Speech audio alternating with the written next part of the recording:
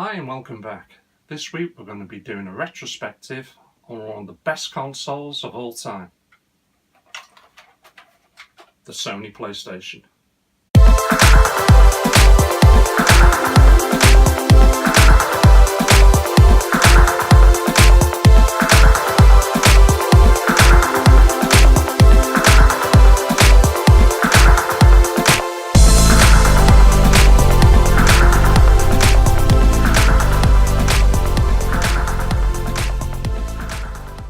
The Sony PlayStation.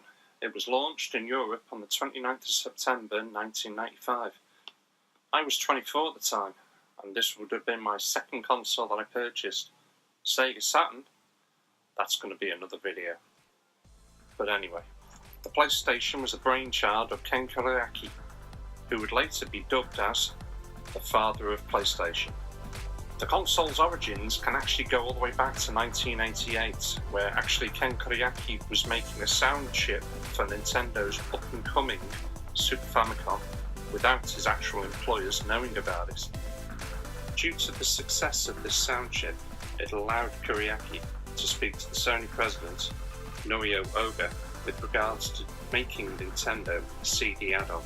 Long story short, after Sony announced the partnership, one day later, Nintendo withdrew and decided to go with Philips, Sony's rivals.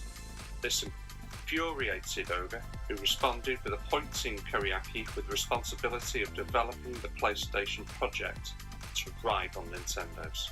The 32-bit CPU, which also gave you 3 MB of RAM, one dedicated to video, would allow you to show 16.7 million true colours, and you'd have over 180,000 polygons per second, and would give you great resolution at 256 to 224 to 640 to 480 pixels at 480i. The sound was a 16-bit 24 channel.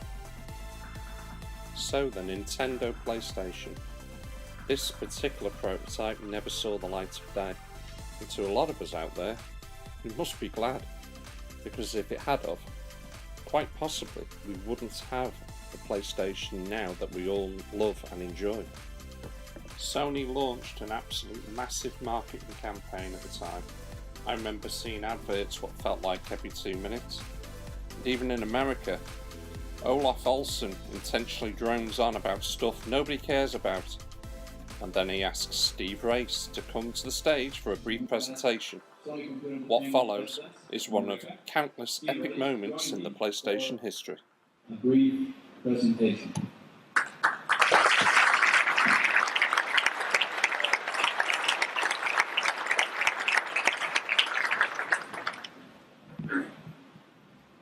$2.99.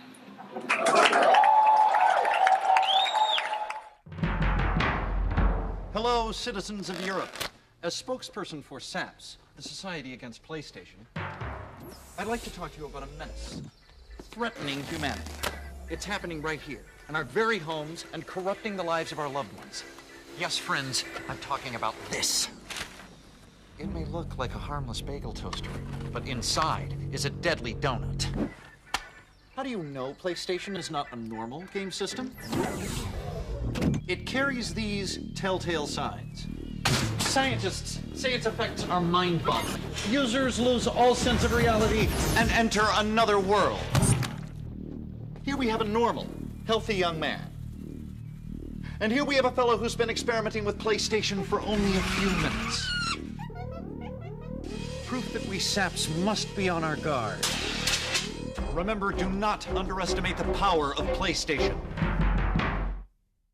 So, before we get to the games, what else happened in 1995? I think you'll be quite interested. Let's be honest, there's a lot of you out there that possibly weren't even born or don't remember. 1995 was a very interesting year.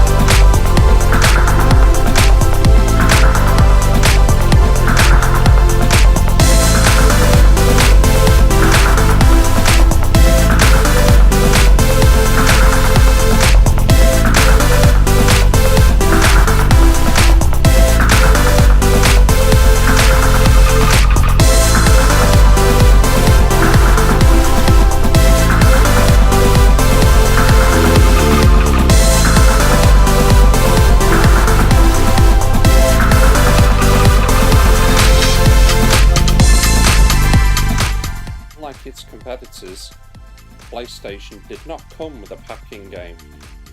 It did come with a sample CD with a few playable demos, but the games that were available on the launch in Europe, September 29th, 1995, were 3D Lemmings, Battle Arena Toshiden, Jumping Flash, Kilik the Blood, Nova Storm, Rapid Reload, Ridge Racer, and the incredible Wipeout.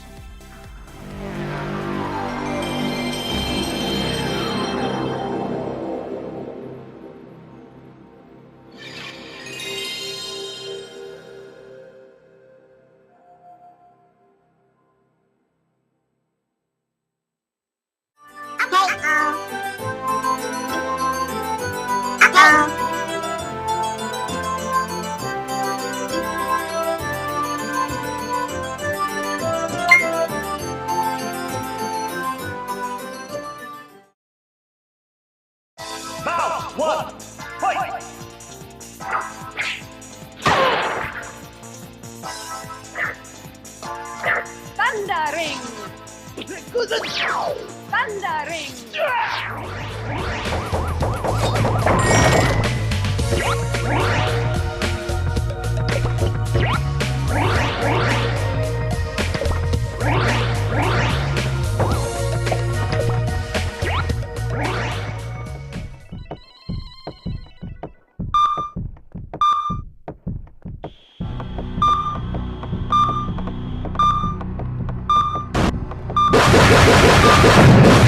Repair part secured.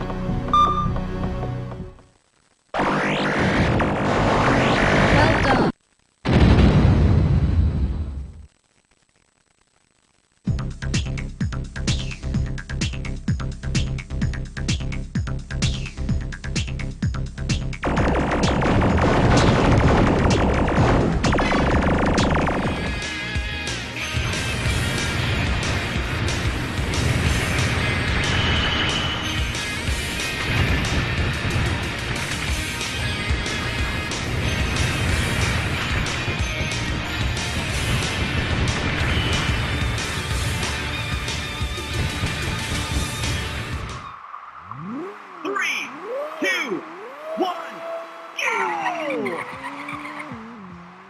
Wow, what a start!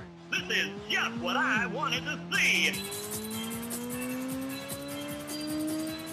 3 laps to go!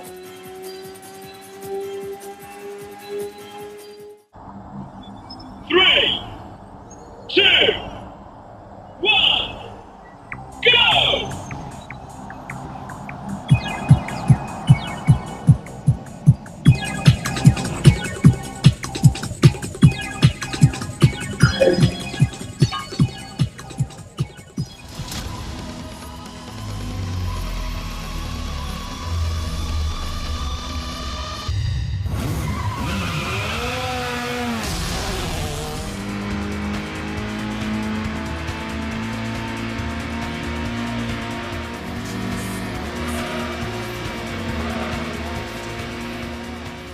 So, I've tried to pick my top 5 games for that system.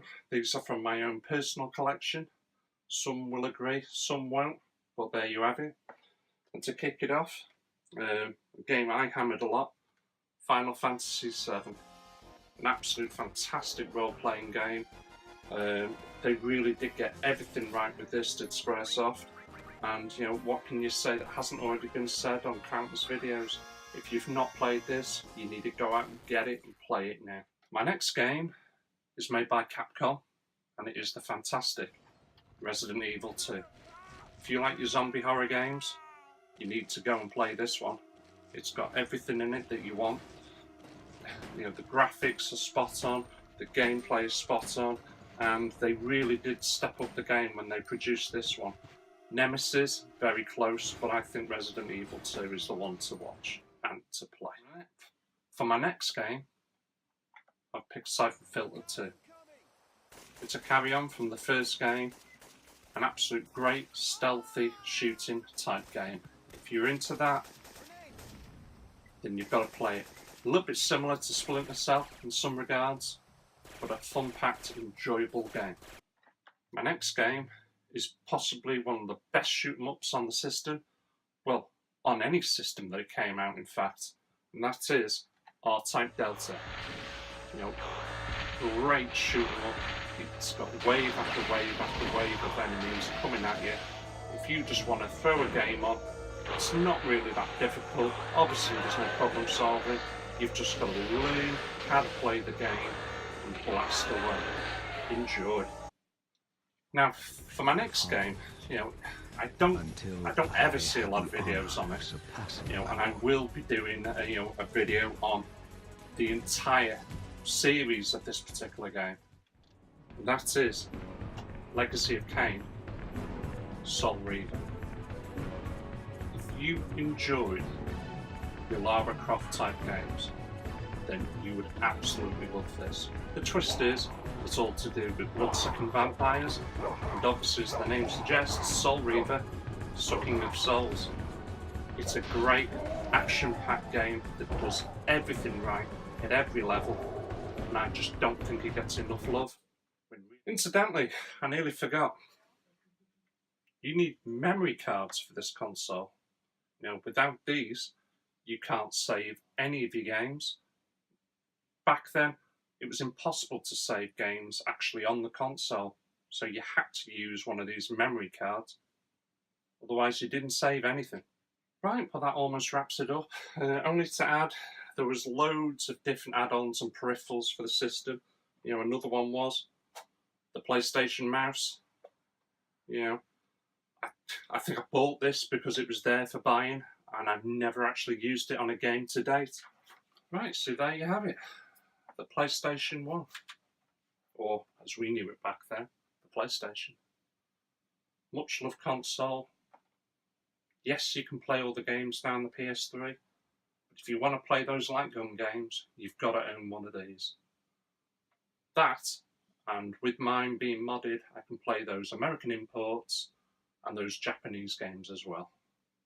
So, if you like what you see, and I hope you do, please post some comments, give me a thumbs up, and I'll catch you again next time. Take care.